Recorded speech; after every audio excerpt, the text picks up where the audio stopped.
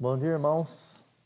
Mais uma vez aqui na igreja para continuar o nosso estudo do livro de Apocalipse. Esse estudo, nós estávamos estudando a doutrina da aliança, por sugestão de alguns irmãos, dentro dessa realidade de pandemia, logo no início, alguns irmãos pediram para que a gente começasse então o estudo do livro de Apocalipse. Então, nós estamos hoje na quinta aula, né? Nós fizemos uma aula de introdução. Nessa aula de introdução eu mostrei o material, né? Estou usando um livro do William Hendricks, Mais que Vencedores. Estou usando o comentário de LED, estou usando o comentário do John Stott, da Bíblia Fala Hoje.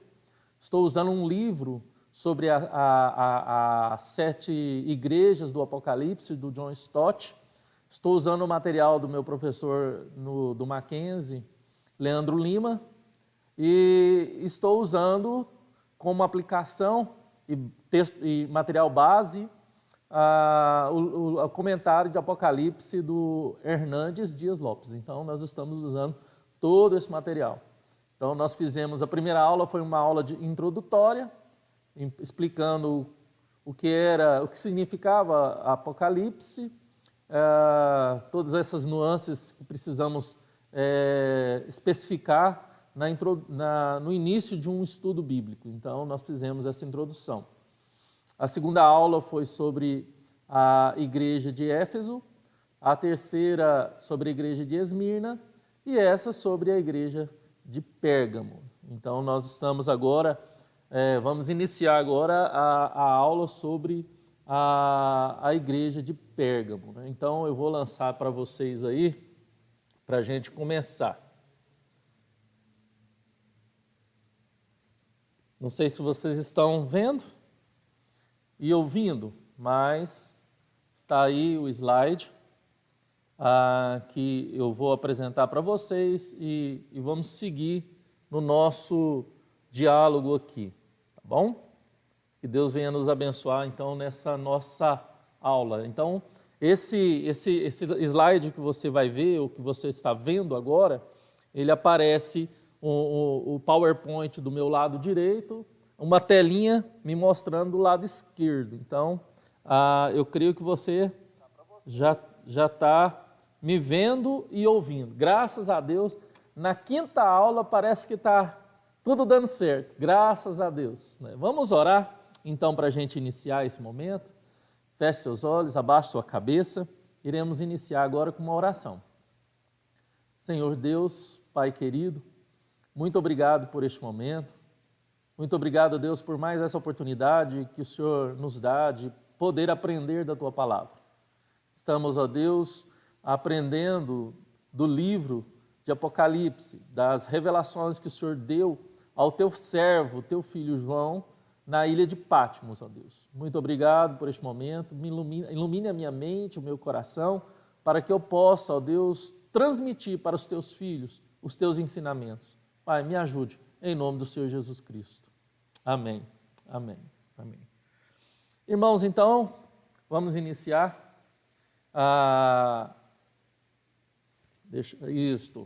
Então, nós vamos fazer a leitura bíblica de Apocalipse, capítulo 2, o verso 12 a 17. Então, se você está com sua Bíblia, você pega a sua Bíblia, né, e leia da sua Bíblia. Mas se você não está com a sua Bíblia, você pode acompanhar, eu colocarei também aí no telão, tá bom? Vamos lá. Está aí, eu vou ler e você acompanha ou da sua Bíblia ou da tela que está aparecendo aí, tá? Assim está escrito. Ao anjo da igreja em Pérgamo, escreve: estas coisas diz aquele que tem a espada afiada de 2 gumes.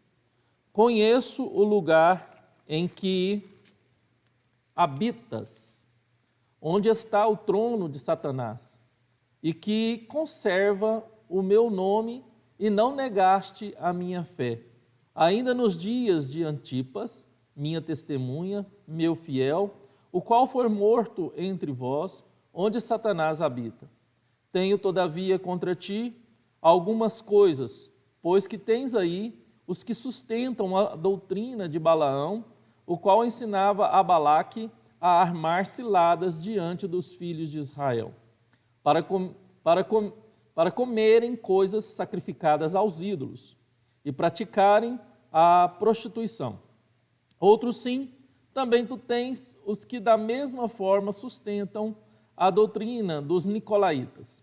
Portanto, arrependa-te, e se não, venho a ti sem demora, e contra eles pelejarei com a espada da minha boca. Quem tem ouvidos, ouça o que o Espírito diz às igrejas. Ao vencedor, dar-lhe-ei do maná escondido, bem como lhe darei uma pedrinha branca, e sobre essa pedrinha escrito um nome novo, o qual ninguém conhece, exceto aquele que o recebe. Amém. Amém. Esqueci de passar aqui, né, irmãos? Então, vamos lá. Então, o tema da quinta aula, que é hoje, é sobre a igreja de Pérgamo, né? E a palavra-chave que a gente percebe na igreja de Pérgamo é a verdade. Então, a verdade, está aí o slide que eu coloquei para vocês vão acompanhando. Vocês podem fazer pergunta pelo chat do YouTube. Eu vou estar lendo e respondendo as perguntas. Ou você pode também entrar na sala de aula do Hangout Meet e participar ao vivo. Então, está aí o link, eu coloquei no grupo da igreja o link do Hangout Meet para você entrar na sala de aula e participar ao vivo. Colocarei você ao vivo, a pergunta, a sua voz sairá. Normalmente, hoje está tudo funcionando, graças a Deus. Ou você pode escrever aqui no chat do YouTube, tá bom? Vamos lá, seguindo. O foco da carta à igreja de Pérgamo é a verdade. Ela ali tratava um verdadeiro combate entre a verdade e a mentira. Não é muito diferente da luta que nós travamos no nosso interior. Não é muito diferente da luta que o mundo trava, que a igreja trava hoje, na batalha entre a verdade e a mentira. O que é certo, o que é verdadeiro e aquilo que é enganoso, aquilo que liberta e aquilo que escraviza. Então, a nossa igreja, a igreja do Senhor Jesus Cristo, trava desde essa época uma batalha muito grande, né? Porque a igreja ela é promotora, ela é proclamadora da verdade. E o mundo, que é contra a igreja, que é contra nós, o diabo, que é o outro inimigo, que é contra a igreja, é contra nós, e a nossa própria carne, que é contra nós, eles propagam e tentam nos forçar a viver sobre mentira, sobre engano. Então, nós temos 3 inimigos que nós lutamos e que nós vivemos e que nós lutemos pela verdade. E nós vamos entender quem é essa verdade, nós já sabemos, mas vamos deixar a aula e a exposição aqui do estudo bíblico de Apocalipse nos apontar essa questão. Então, aí eu vou colocar para vocês um mapa da igreja de Pérgamo, né? Você vê ali, ali onde está escrito Bitínia ou Frígia, logo mais embaixo está Pérgamo. Pérgamo fica acima de Esmirna, 100 quilômetros. Então, de Éfeso a Esmirna dá aproximadamente 45 quilômetros, de Esmirna a Pérgamo dá 100 quilômetros. Tanto Esmirna como Éfeso são cidades litorâneas, então cidade com portos e tudo mais. Já Pérgamo não é tão litorâneo como era Éfeso e Esmirna, tá bom? Vamos seguindo aqui. Então tá aí, carta à igreja de Pérgamo, Apocalipse 2, dos versos 12 a 17.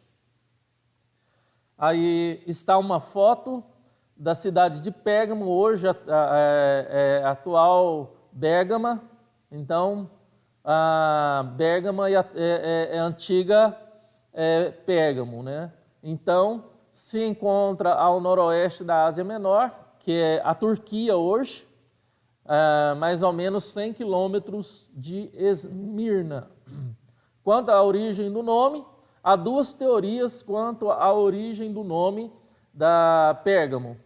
A primeira teoria da origem do nome da cidade de Pérgamo é do substantivo grego pergamene, ou impedida de adquirir papel. A história é o seguinte, impedida de adquirir papel fabricado de folhas de papiro no Egito, Pérgamo essa cidade desenvolveu um material sofisticado para escritas, com base em couro de bezerros, carneiros e cabritos, a partir do século II a.C. Então, essa palavra, esse substantivo grego pérgamo, significa pergaminho. Então, essa teoria diz que esse nome de Pérgamo surgiu dessa questão da fabricação de pergaminho, tá bom? Vamos à segunda teoria. Se relaciona ao herói lendário da mitologia grega chamado Pérgamo, filho de Aquiles. Pérgamo também foi sede da segunda maior biblioteca do mundo antigo, contendo mais de 200 mil rolos de pergaminho, se tornando um importante centro de estudos.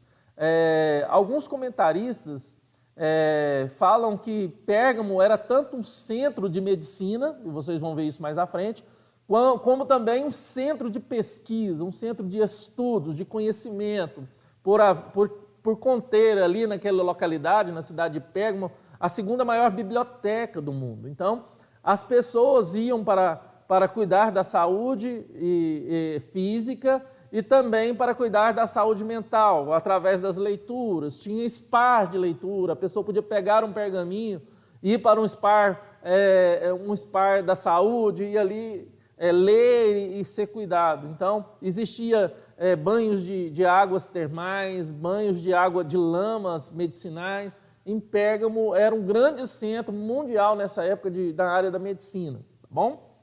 Hoje no Brasil a gente não tem, né? Por exemplo, quando eu morei na região do Vale do São Patrício, eu era supervisor lá da Coca-Cola, o grande centro de referência do Vale de São Patrício de Medicina era Ceres, né? Então todo mundo queria cuidar da saúde ia para Ceres. Aqui nessa região, por ser muito próximo a Goiânia, eu creio que o centro de medicina de referência dessa região é Goiânia. A maioria das pessoas correm para Goiânia.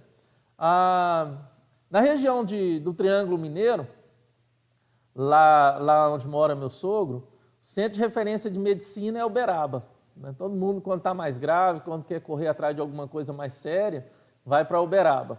Nem para BH, né? Vai para Uberaba. Então, a gente percebe essas questões até hoje, né? Em certas localidades. Vamos seguir.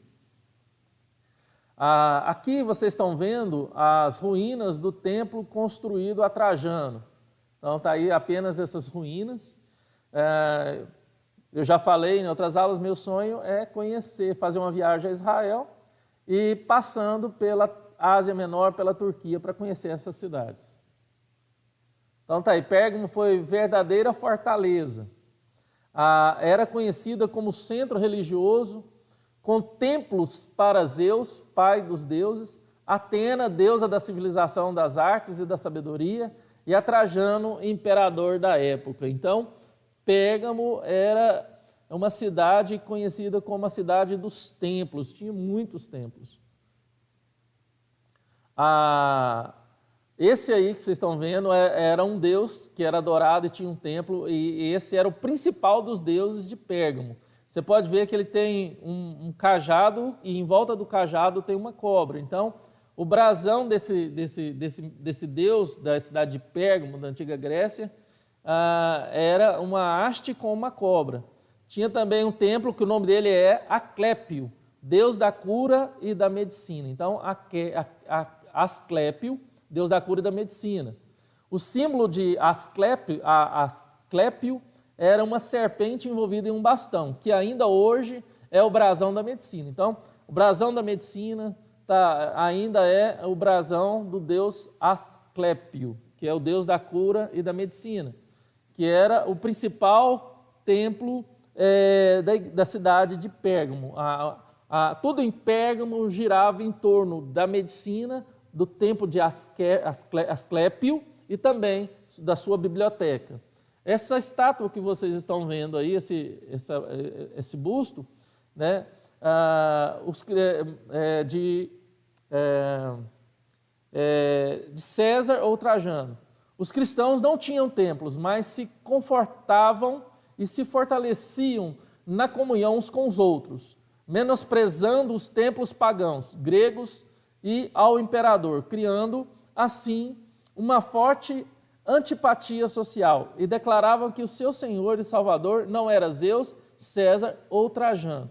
Então, os cristãos eles foram perseguidos, tanto pelo Império Romano quanto pelos judeus, porque por não se dobrar aos deuses dos povos da época e não se dobrar também ao Império Romano, que cultuavam os seus imperadores.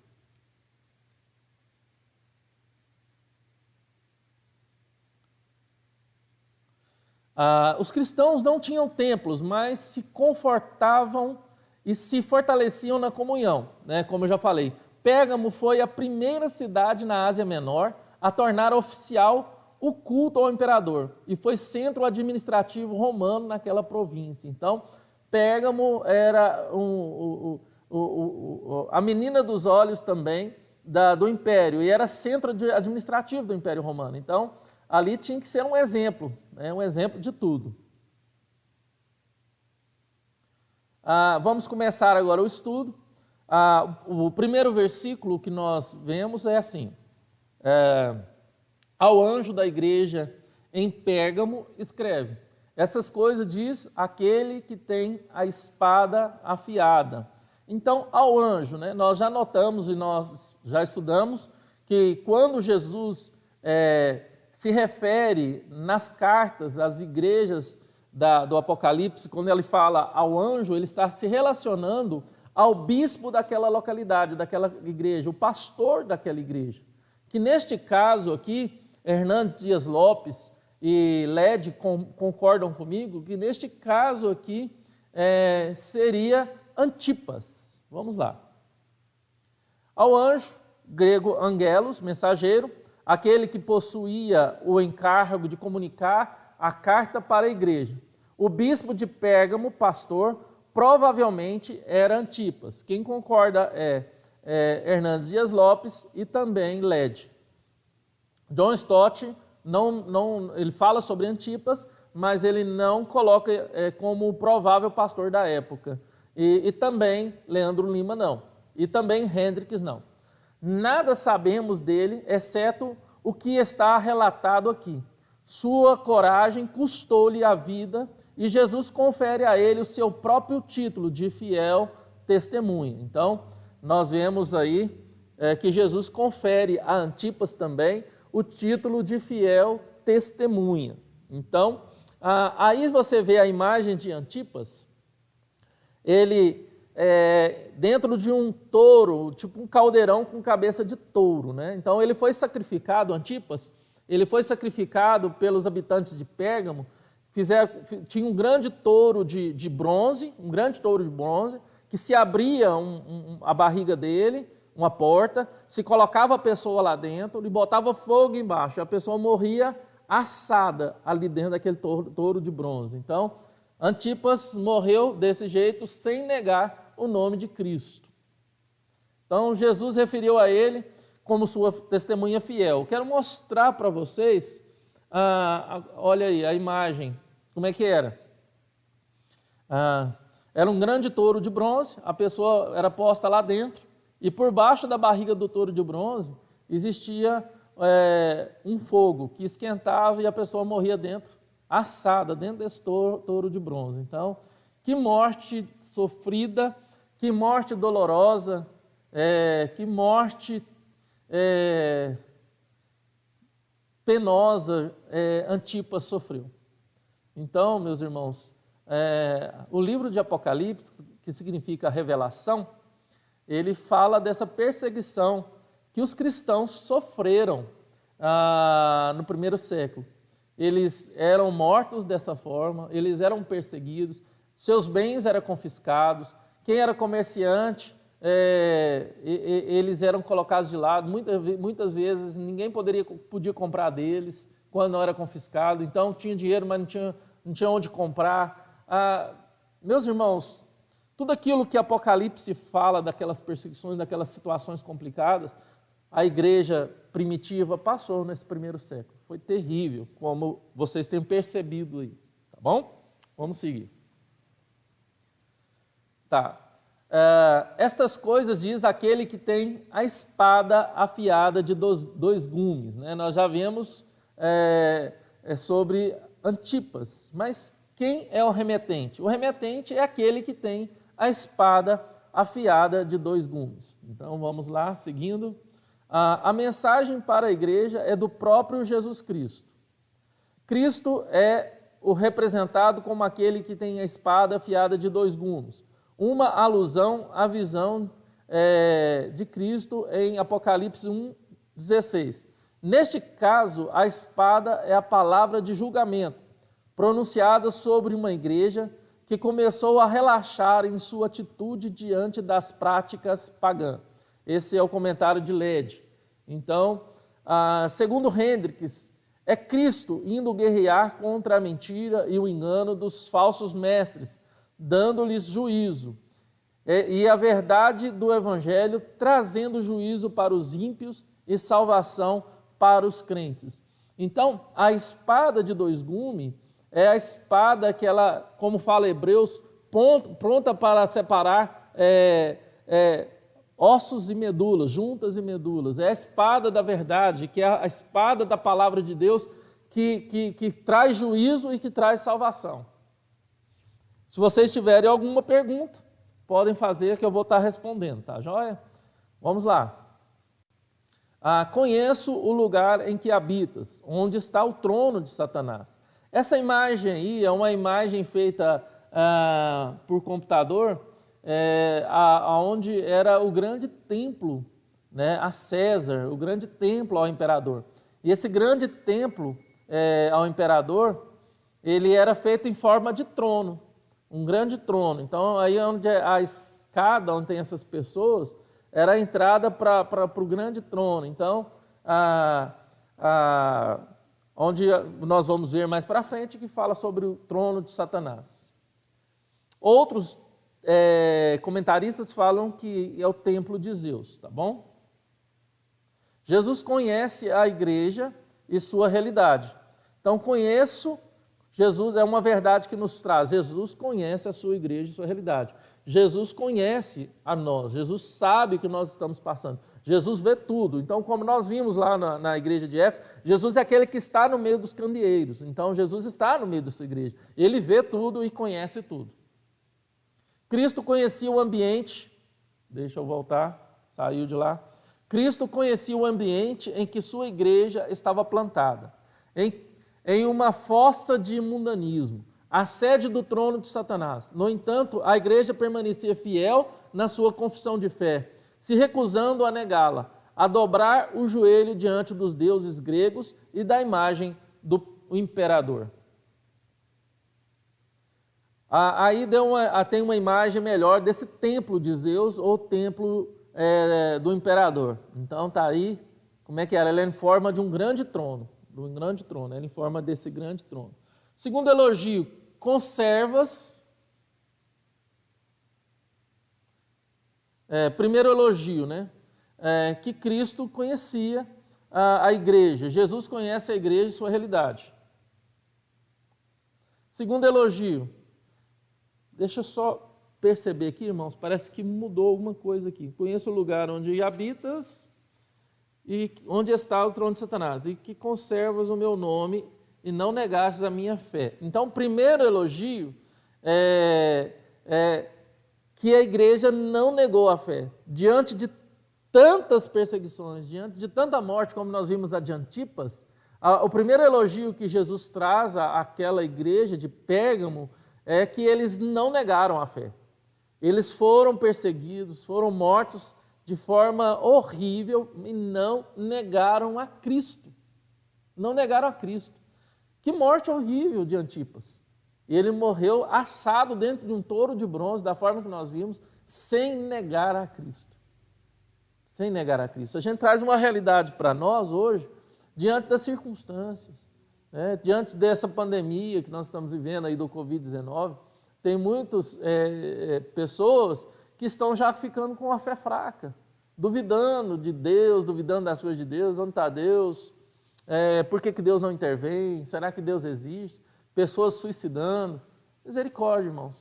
Eu creio que esses irmãos passaram por coisas piores, muito piores, muito piores. É incomparável. Segundo elogio, irmãos. Jesus sabe da nossa fidelidade. Cristo conhece também a lealdade que a igreja dedica, a despeito do poder do culto pagão a Zeus, a Esculápio e ao imperador. Os crentes da igreja de Pérgamo só professavam o nome de Jesus.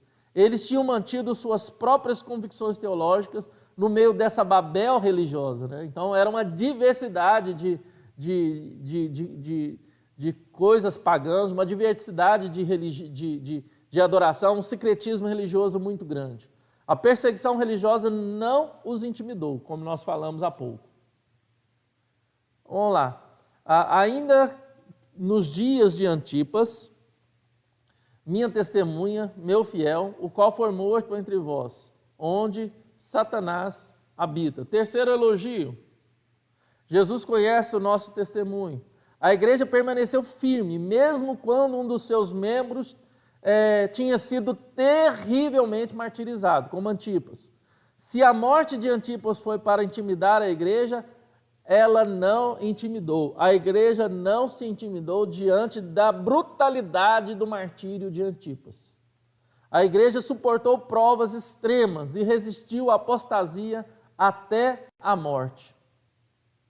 Tenho, todavia, contra ti algumas coisas. Então nós vamos começar agora a falar sobre a reprovação, né? O que Jesus tinha, qual era a reprovação de Jesus em relação à igreja de Pérgamo, não a cidade, mas a igreja de Pérgamo. Tolerância aos falsos mestres e aos seus ensinos. Irmãos, Jesus agora está reprovando a tolerância daquela igreja a falsos mestres. Pessoas que entraram naquela igreja e começaram a pregar, a ensinar coisas que não eram verdades, ensinamentos mentirosos e enganosos, no qual nós vamos perceber agora. Como Satanás não logrou êxito contra a igreja usando a perseguição, mudou a sua tática e usou a sedução. A proposta agora não é substituição, mas mistura. Não é apostasia aberta, mas ver que toda a religião tem algo bom a oferecer. Então, o abandono da palavra da verdade. Então, na hora que a gente for falar sobre Balaão e falar sobre os nicolaítas, era da onde provinham esses falsos mestres, nós vamos falar um pouco o que eles estavam ensinando. Então, vamos lá.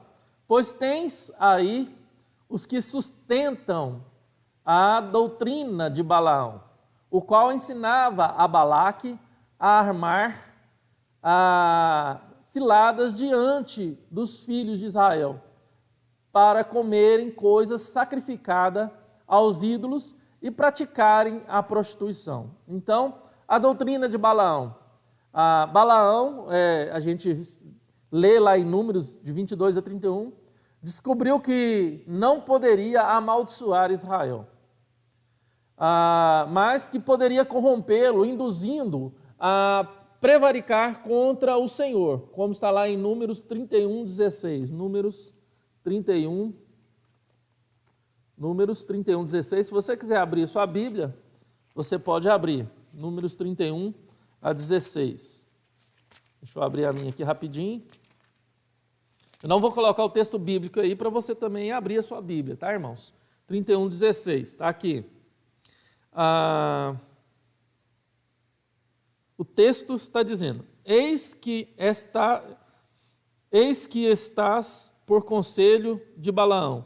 Fizeram prevaricar os filhos de Israel contra o Senhor no caso de Peor, pelo que houve a praga entre a congregação do Senhor. Então, Abraão fez Israel prevaricar. Abraão fez com que Israel ignorasse a palavra de Deus sobre não se misturar com outras nações. Então, o conselho de Balaão para o rei de Moabe foi que o rei oferecesse ao povo de Israel as suas mais lindas mulheres. Então, ele ofereceu para o povo de Israel as suas mais lindas mulheres. Então, os homens de Israel, eles viram essas mulheres e prostituíram com elas. Isso foi contra a vontade de Deus. Tá? E houve uma resposta. A gente sabe que toda a desobediência do povo de Israel no Antigo Testamento teve suas consequências, né? Porque a gente sabe que na obediência, a bênção de Deus, na obediência, a bênção de Deus, e na desobediência, o quê? A juízo de Deus.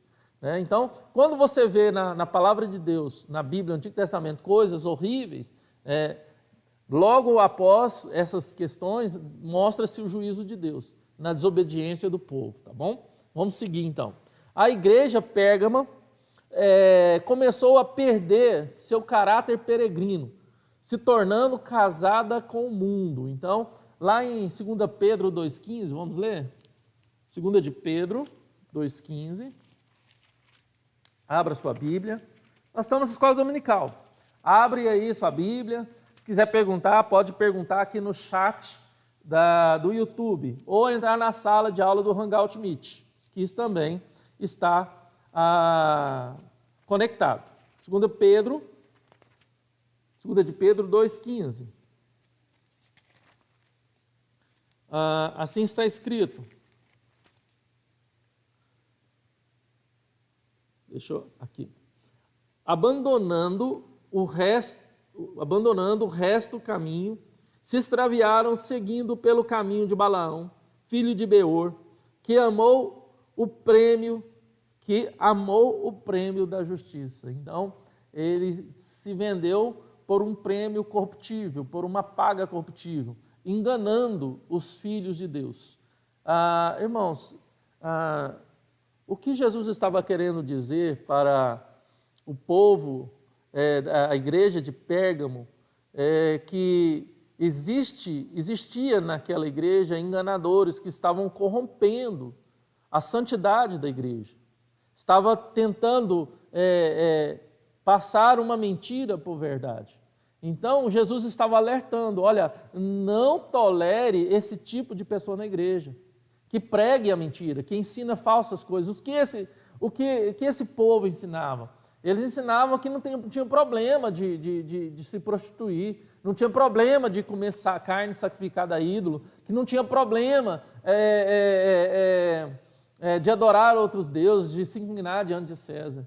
Né? E assim, pelo que é perceptível pelo contexto, alguns comentaristas chegam a acreditar que esses falsos mestres eram pagos pelo império para tentar corromper a igreja. Eles tinham um salário para entrar nessa igreja e corromper essa igreja. Então, e eram pessoas capacitadas, doutoras, dotadas de intelecto. Judas, versículo 11. Vamos lá para Judas 11. Judas, verso 11. Judas só tem um capítulo, tá, irmãos? Verso 11. Ai deles, porque prosseguiram pelo caminho de Caim, e movidos de ganância, se precipitaram no erro de Balaão, e pereceram na revolta de Corá. Então, precipitaram no erro de Balaão. Então, irmãos, a Bíblia reprova, né, aqueles que se vendem por dinheiro, aqueles que têm seu interesse apenas no dinheiro, e ensinam coisas erradas, ensinam coisas mentirosas, enganosas, apenas para ter seu bolso cheio, apenas para ter uma vida boa, uma conta gorda no banco, abandonam a verdade para que consiga ser popular, ser atraente, para arrastar multidões. Então, devemos ter muito cuidado, irmãos, porque muitas vezes, a maioria das vezes, eu posso dizer que todas as vezes, a boa pregação da palavra de Deus, a verdadeira pregação da palavra de Deus, ela não vai nos agradar, irmãos, porque ela vai nos contradizer, ela vai contra o nosso eu, contra o nosso pecado. Essa questão, a palavra é pesada, a palavra bate, a palavra de Deus é para correção, meus irmãos, é a verdade que liberta. Então, os falsos mestres, eles pregavam e falavam aquilo que era mais fácil, que agradava o coração do povo. Não, pode comer carne sacrificada a ídolo. Não, pode adulterar, pode fazer o que vocês quiserem. O importante é o coração. O importante é o coração de vocês. Então, meus irmãos, não mudou muita coisa na realidade que nós vivemos. A igreja vive de lá para cá. Tem muita gente querendo agradar aos ouvidos do seu público. Tem muita gente pregando apenas para agradar a quem está ouvindo. Então, meus irmãos, eles estão caindo no erro da doutrina de Balaão, porque eles estão agradando para que eles tenham dinheiro, para que eles tenham vida boa. Então, assim, o compromisso das igrejas reformadas, de cunho reformado, é pregar a verdade. Doa o que doer, nós temos que pregar, porque a verdade vai libertar, a verdade vai te fortalecer, a verdade vai trazer alegria verdadeira e duradoura no seu coração, e não circunstancial, momentânea, tá bom? Vamos seguir. Olha aí, eu botei igrejas evangélicas, aí o que o diabo está tentando jogar dentro da igreja evangélica, né? Entra, aproveite que estão dando lugar. Então, assim, o diabo está empurrando o mundanismo para dentro da igreja e fala, aproveita que estão dando lugar. Então, o mundanismo tem entrado na igreja. O que Jesus está falando é o mundanismo. O que é o mundanismo? Nós não estamos aceitando muita coisa, né? O que precisa fazer para a igreja encher? O que precisa fazer para a igreja dar certo? Para a gente... Não, a gente não precisa abraçar o mundanismo para ter uma igreja próspera. A gente não precisa abraçar o mundanismo para ter uma igreja cheia. Nós precisamos ser fiéis à palavra de Deus. Lá em Atos, capítulo 2, fala que a igreja ia aumentando conforme a simpatia daqueles que estão próximos. Então, assim, Deus trazia para a igreja, Deus ia trazendo para a igreja. Então, nós temos que ser fiéis a Deus. Temos que ser fiéis à palavra de Deus. Então, aqueles da doutrina de Balaão, os falsos mestres, aconselhou a infiltração, uma armadilha. Assim, os homens de Israel participariam de festas idólatras e se entregariam à prostituição. E o Deus Santo se encheria de ira contra eles e eles se tornariam fracos e vulneráveis. O pecado enfraquece a igreja, irmãos. A igreja só é forte quando é santa. A igreja... sempre que a igreja se mistura com o mundo e adota o seu estilo de vida, ela perde o seu poder e a sua influência. O grande problema da igreja de Pérgamo é que, enquanto uns sustentavam a doutrina de Balaão, os demais membros da igreja se calaram num silêncio estranho. A infidelidade aninhou-se dentro da igreja com a adesão de uns e o conformismo de outros. A igreja tornou-se infiel. Então, irmãos, uma realidade é que nós não podemos nos calar diante das coisas erradas. Quais são as coisas erradas? O paganismo, o mundanismo, a infidelidade às escrituras sagradas. Nós temos que ser fiéis às escrituras sagradas. Nós não podemos sustentar isso, nós não podemos cruzar os nossos braços e ver as coisas erradas e aceitá-las. Essa era a reprovação de Jesus. Os crentes estavam sendo coniventes com aquilo. Eles estavam conformados, calados diante dessa questão dos falsos mestres, irmãos. Misericórdia, irmãos. Misericórdia. Outro sim também, tu tens da mesma forma que os que sustentam as doutrinas dos nicolaítas. Primeiro nós falamos da doutrina de Balaão. Agora nós vamos falar da doutrina dos nicolaítas. Existiam dois tipos de pessoas na igreja tentando corromper a igreja. Primeiro os da doutrina de Balaão, né, que se vendiam para enganar a igreja, e os das doutrinas dos nicolaítas. Não é tão diferente uma da outra não, viu, irmãos? A doutrina dos nicolaítas.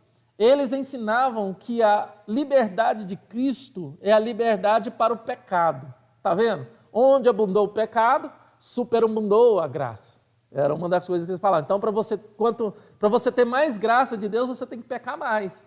Olha aí, misericórdia, irmãos. E esse texto não fala isso. O texto fala que a graça superabundou no sacrifício de Jesus, na morte de Cristo. Onde abundou o pecado, até antes de Cristo, superabundou a graça em Cristo Jesus. A obra não é minha, é de Cristo Jesus. Tá bom, irmãos? Diziam, não estamos mais debaixo da tutela da lei. Estamos livres para viver sem freios, sem imposições, sem regras. Meus irmãos, olha aí, a doutrina dos nicolaítas. São aqueles que pregavam que a gente está livre para viver sem regras, viver sem freios, sem imposições, sem dogmas. Não é isso que a gente tem ouvido por aí hoje na nossa atualidade, pessoas na internet, gravando vídeo, pregando, né, que nós somos livres, você tem que sair debaixo do jugo da igreja, você não tem que viver sem dogmas, você tem que viver sem imposição, você tem que viver debaixo do freio da religião, das regras da religião, você é livre. Meus irmãos, as práticas dos nicolaítas estão hoje na nossa atualidade. E Jesus reprovou essa prática. Jesus reprovou essa prática na igreja de Pérgamo. Olha, reprovam a prática dos nicolaítas, daqueles que pregam que nós podemos viver um cristianismo livre, sem freios, sem regras, sem tutelas, sem lei. Misericórdia, irmãos. Nós vemos aí vários pregando isso. Nós não precisamos congregar, que a religião, deixa eu falar aqui, a religião mata.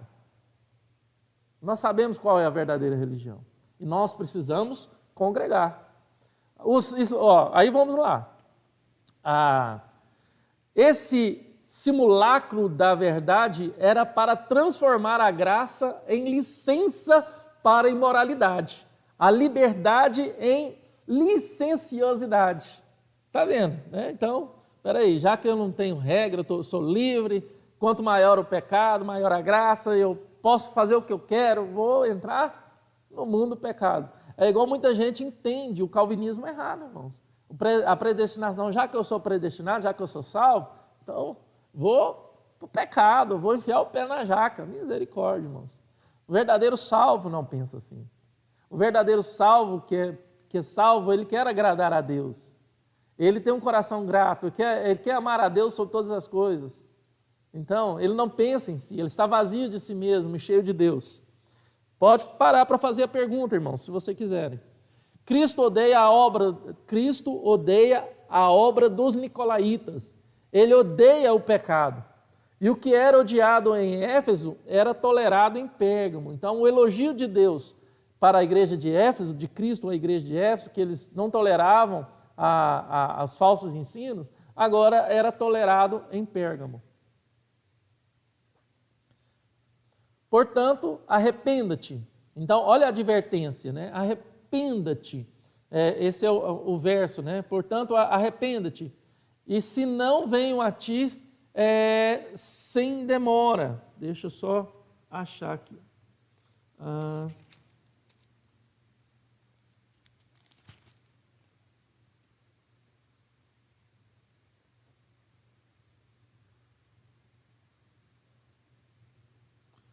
verso 16, tá? Verso 16. Portanto, arrependa-te, e se não venho a ti sem demora, e contra eles pelejarei com a espada da minha boca.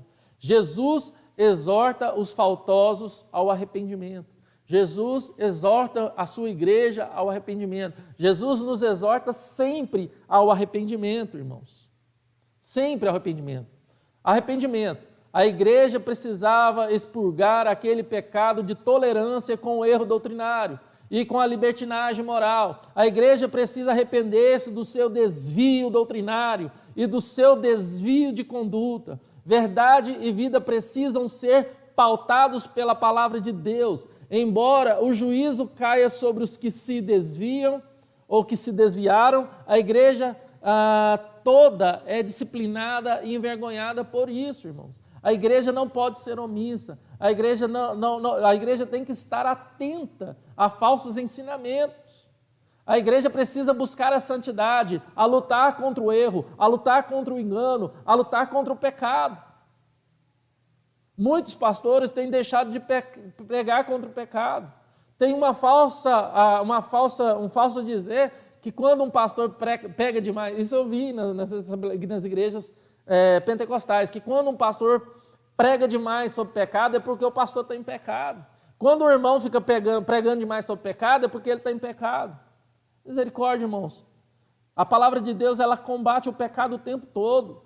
Combate o nosso eu o tempo todo. A nossa ganância, a nossa vaidade. Misericórdia, irmãos. Misericórdia. A igreja precisa arrepender-se de sua tolerância com o erro. Embora apenas alguns membros da igreja se desviaram, os outros devem se arrepender-se porque foram tolerantes com o pecado. Enquanto os crentes de Éfeso odiavam as obras dos nicolaítas, os crentes de Pérgamo toleravam a doutrina e a obra dos nicolaítas. O pecado da igreja de Pérgamo era a tolerância com o erro e com o pecado. Sabe o que isso é a realidade, irmãos, que nos traz? Que em relação ao erro e ao pecado e à mentira, nós da igreja, nós como igreja, devemos ter tolerância zero. Zero. Tolerância zero com o pecado, com o erro, com o engano e com a mentira. Tolerância zero. O que significa tolerância zero? Uma vez eu ouvi de um presbítero da nossa igreja, e eu sempre falo isso, que nós devemos ser duro com os problemas, mas amável com as pessoas. Tolerância zero é com o pecado, é com o engano, é com o erro. Nós devemos ser duro com o pecado, lutar contra esse pecado e amável com as pessoas. Eu devo amar o pecador, mas devo odiar o pecado. Eu devo amar o pecador. De que forma eu amo o pecador? Falando com amor sobre a verdade. Não é tolerando o pecado dele. Não é tolerando o engano dele. Eu não amo o pecador abraçando e tolerando o pecado dele, mas eu amo ele aconselhando em amor, mostrando o amor de Deus. Estão me entendendo, irmãos? O quanto nós temos confundido, quanto nós temos confundido essa questão de ser duro, amar o pecador, odiar o pecado e amar o pecador.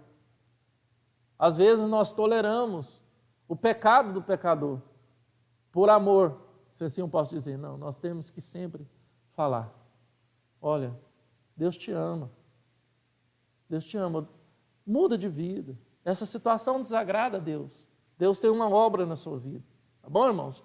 Então nós devemos ter tolerância zero contra o pecado. Vamos seguir, acompanhe aí. Portanto, arrependa-te, é o verso 18, é o verso 16, portanto, arrependa-te. E se não, venho a ti sem demora. Então, qual que é a advertência de Jesus? Aqui, que ele vem a ti sem demora. Jesus sentencia os impenitentes com juízo. Juízo. A falta de arrependimento acarreta em juízo. Jesus virá em juízo condenatório contra todos aqueles que permanecem impenitentes e contra aqueles que se desviam da verdade. Antipas morreu pela espada dos romanos.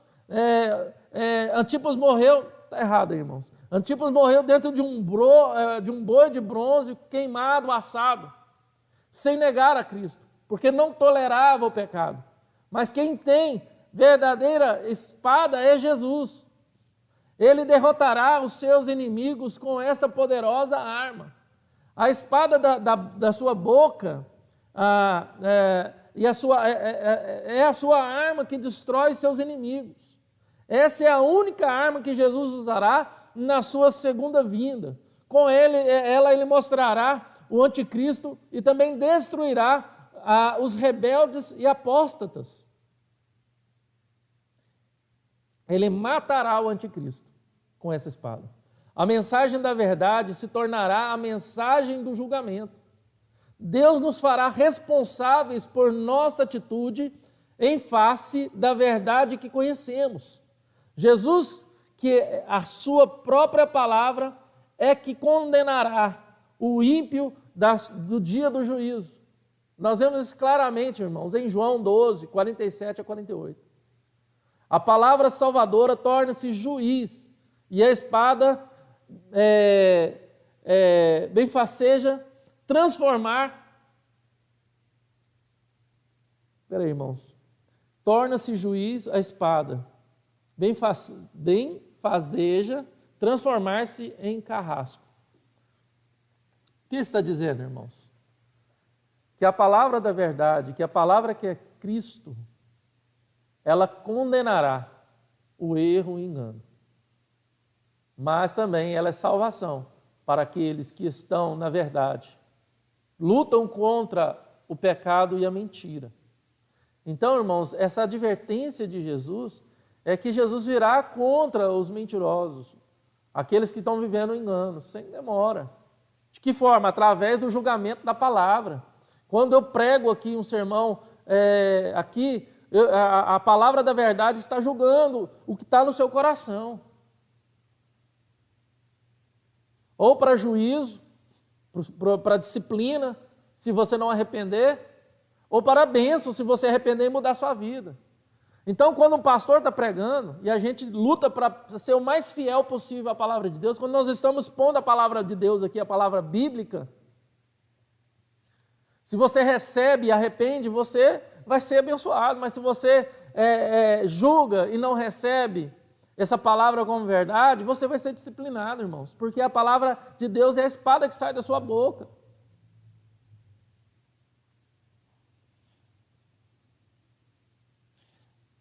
O Franciele está perguntando, hoje ainda existe nicolaítas? Ou seria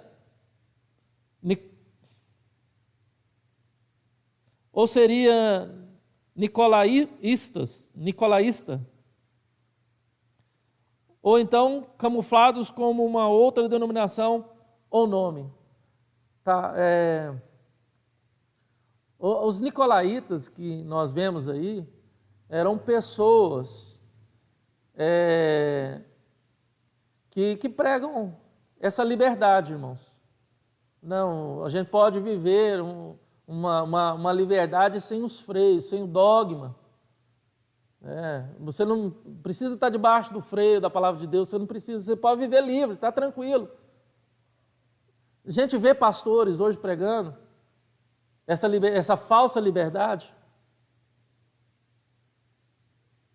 Eu vi um pastor muito conhecido pregando isso. Inclusive, ele fez o casamento do próprio filho que é homossexual. E ele fala sobre isso, olha, agora você pode viver dentro dessa liberdade cristã. Você não precisa mais desse freio moral, você não precisa mais desse dogma, você não precisa mais dessa lei. A lei que ele fala, ele não explica bem, mas nós estamos debaixo de uma lei moral, irmãos. Qual que é a lei moral? Não terá outro Deus diante de ti, não prestará culto a esse Deus, não cobiçará a mulher do próximo, nada do teu próximo, os 10 mandamentos. E qual que é a síntese dos 10 mandamentos? Amai a Deus sobre todas as coisas. Eu devo amar a Deus mais do que amo a mim mesmo. Eu devo amar a Deus mais do que eu amo as minhas paixões, as minhas compulsões, sejam sexuais, financeiras, mais do que o dinheiro. E se eu amo a Deus mais do que a mim mesmo, as minhas seduções, as minhas paixões, eu amo o próximo. Está vendo, irmãos? Eu não posso ser conivente com o que o meu coração quer ou com o que o mundanismo prega. Infelizmente, tem muita gente vivendo e ouvindo e tolerando a prática dos nicolaítas. A Ana Lúcia, em Filipenses 6,17, tomai também o capacete da salvação e a espada do Espírito, que é a palavra de Deus. Exatamente. Em Hebreus também fala. Essa espada de Apocalipse é a mesma de Filipenses? Sim, é a palavra do juízo. É a palavra da verdade, é a palavra que liberta, que traz juízo, ou traz condenação, que traz morte, ou que traz vida, salvação. Se eu vir as costas para a verdade, essa palavra vai me trazer morte, condenação. Mas se eu abraço a verdade, essa palavra vai me trazer salvação, vai me trazer justiça, libertação. Tá bom? Vamos lá, seguindo. A igreja de pé, qual que é o prêmio, irmãos? Qual que é o prêmio? Quem tem ouvidos, verso 17. Quem tem ouvidos, ouça o que o Espírito diz às igrejas. Ao vencedor, dar-lhe-ei do maná escondido, bem como lhe darei uma pedrinha branca, sobre essa pedrinha escrito um nome novo, o qual ninguém conhece, exceto aquele que o recebe. Então, ao vencedor dar-lhe-ei. Então, existe um prêmio, aquele que permanecer fiel. Aquele que permanecer fiel até o fim, ele é chamado de vencedor. Aquele que não tolerar o engano, aquele que não tolerar a mentira, aquele que não tolerar a prática de Balaão, dos nicolaítas, ele terá um prêmio. Qual que é o prêmio? Primeiro, maná escondido. Então, botei uma figura aí do povo hebreu recolhendo maná no deserto. Então, do maná escondido. Os vencedores comerão do maná escondido. No deserto, Deus mandou o maná, lá em Êxodo 16, verso 11 a 15. Quando cessou o maná, um vaso com o maná foi guardado na arca e depois no templo. Está lá em Êxodo 16, 33 a 34, e em Hebreus 9, 4. Eu vou mandar para vocês esse estudo em PDF depois, tá, irmãos? Para vocês lerem em casa. Com a destruição do templo, conta uma lenda que Jeremias escondeu o vaso com maná numa tenda do Monte Sinai. Os rabinos diziam que, ao vir o Messias, o vaso com maná seria recuperado. Receber o maná escondido significa desfrutar das bênçãos da era messiânica. O maná escondido refere-se ao banquete permanente que teremos no céu. Aqueles que rejeitam o luxo das comidas idólatras nesta vida terão um banquete com iguarias de Deus no céu. Bendel disse que diante desse manjar, o apetite pela carne sacrificada a ídolos deveriam desaparecer. O maná era o pão de Jeová, Êxodo ou de Yahvé, Êxodo 16, 15. Cereal do céu, Salmo 78, 24. Era o alimento celestial. Os crentes não devem participar dos banquetes pagãos, pois vão participar dos banquetes do céu. Jesus é o pão do céu, o maná de Deus. O maná de Deus, o pão da vida, Jesus Cristo.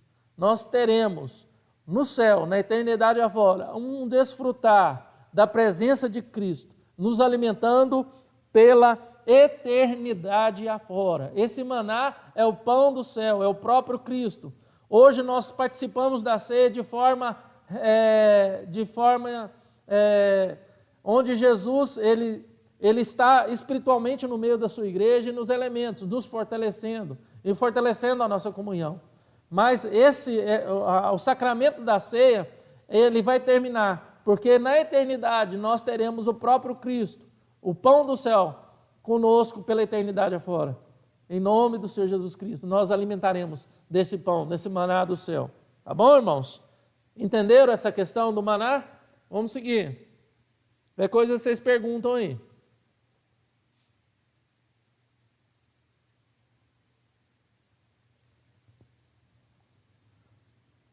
Então vamos lá. Darei uma pedrinha branca, e sobre essa pedrinha escrito um novo nome, qual ninguém conhece, exceto aquele que recebe. Então qual que é o prêmio? Primeiro o maná do céu, depois uma pedrinha branca. Aos vencedores receberão uma pedrinha branca. Era usado nos tribunais para vereditos dos jurados. A sentença de absolvição correspondia a uma maioria de pedras brancas e de condenação a uma maioria de pedras pretas. O cristão é declarado justo, inocente, sem culpa diante do trono de Deus. Então, nos tribunais de antigamente, nessa época, o condenado era apresentado a ele uma pedra preta e o absolvido uma pedra branca. Existe uma outra história também, que quando a gente viajava, ia visitar um amigo, esse amigo nos recebia com muito carinho e ele nos dava metade de uma pedra branca. Porque quando a gente fosse para casa, se a gente tivesse um parente que ia passar pela mesma região, a gente dava essa pedra branca com o nome da pessoa que ia receber. Chegando nessa casa, ele entregaria essa pedra branca. Olha, meu pai, meu tio, meu avô me pediu para te entregar isso. E ele ia encaixar a metade dele com a metade desse viajante. E se desse certo, ele ia ser tratado, né, como se fosse o seu amigo, que ele levou a pedra branca. Então, existe essa questão também. Era usada como bilhete de entrada em festivais públicos. A pedrinha branca é o símbolo da nossa admissão no céu.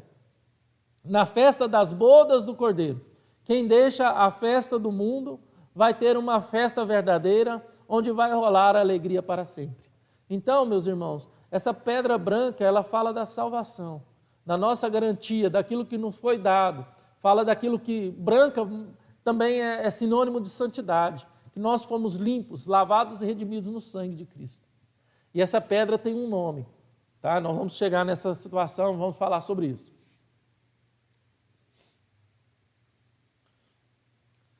Um novo nome.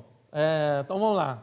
Quem tem ouvidos, ouça o que o Espírito diz às igrejas. Ao vencedor dar-lhe-ei do maná, bem como lhe darei uma pedrinha branca, e sobre essa pedrinha escrito um novo nome, o qual ninguém conhece, exceto aquele que o recebe.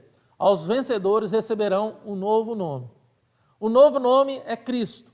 Vamos nos deliciar com o maná e compreender o novo nome. O crente recebe um novo nome, refletindo o nome de Cristo, evidenciando uma nova relação com seu Salvador, revelando um caráter glorioso e revelado. Aqueles que conhecem em parte conhecerão também plenamente, como são conhecidos. Aqueles que veem agora, como em um espelho, indistintamente o verão face a face. Então, irmãos, segundo Hendricks, o crente recebe um novo nome, refletindo o nome de Cristo. Então, nós receberemos um novo nome, refletindo esse nome de Cristo, evidenciando uma nova relação com o nosso Salvador, revelando um caráter glorioso para cada um de nós.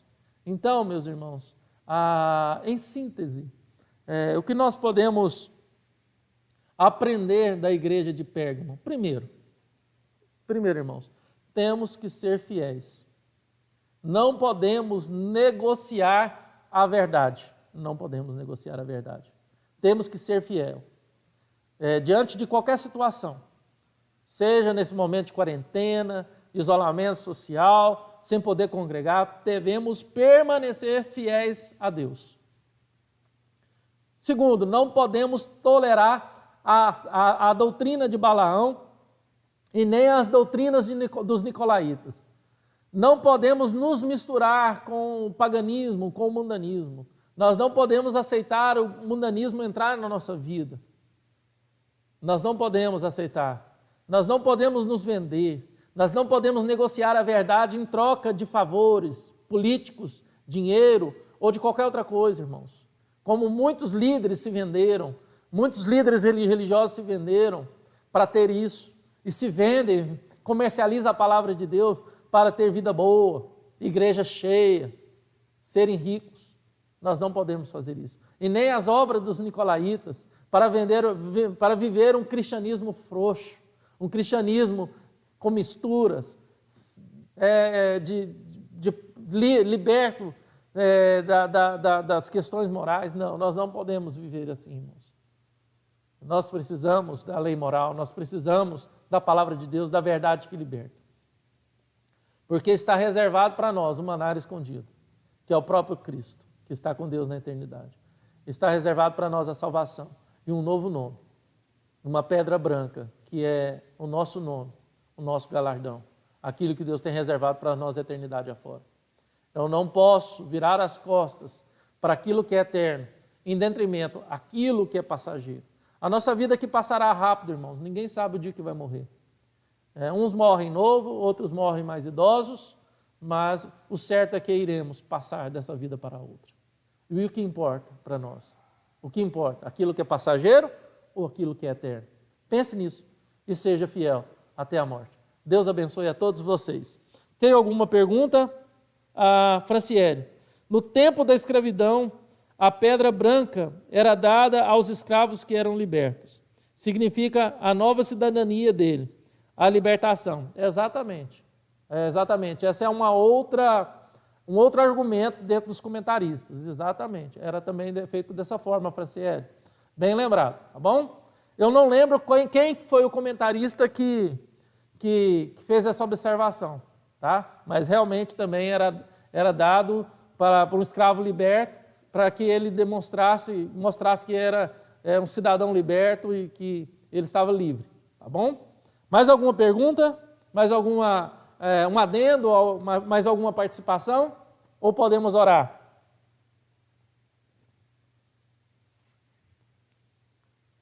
Terminar aqui, vou voltar para cá. E aí, irmãos, mais alguma pergunta? Tranquilo? Então vamos seguir. Domingo que vem nós vamos seguir com a nossa aula, tá bom? A próxima igreja é a igreja em Tiatira, tá bom? Nós vamos seguindo com a nossa aula. Como não tem nenhum adendo, mais nenhuma pergunta, vamos orar, irmãos, agradecendo a Deus. Feche seus olhos, abaixe sua cabeça. Senhor Deus, Pai querido, te louvamos e bendizemos. Muito obrigado, ó Deus, por esta aula.